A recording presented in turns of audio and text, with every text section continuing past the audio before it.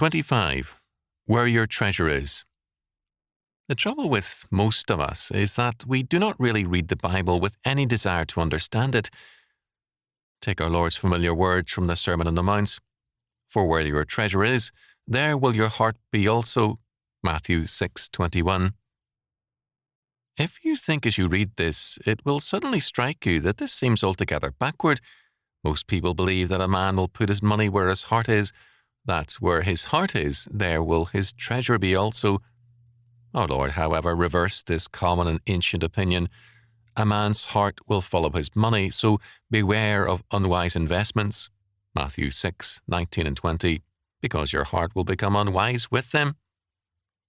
If we lay up treasures on earth, if we pin our material hopes on man, then our hearts will be wrapped up in humanistic gold rather than God and his kingdom. Let's look at 3 examples of our Lord's words. A man who had spent his life building up a company saw it go into other hands and into immoral courses of action when he resigned as chairman of the board.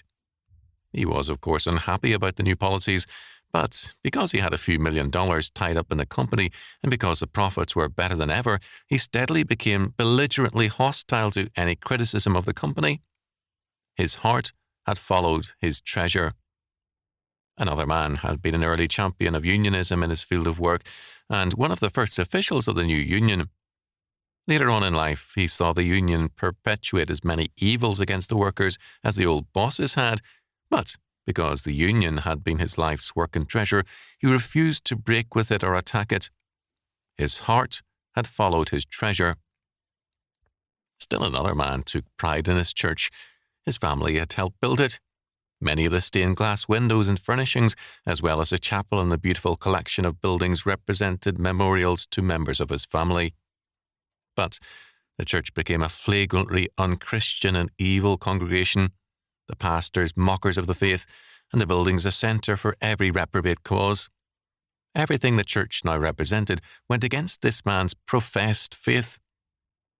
However, although all his friends left, he remained. His real treasure had always been not Christ, but the buildings and their furnishings, that which his wealth had built up as a memorial, and his heart couldn't break with his treasure. Beware of what you invest in with your time, wealth, and work. Your heart will follow it to your ruin. Lot's wife could see Sodom burning, but it represented her life and work, everything she prized, and she turned back into it to be destroyed with it.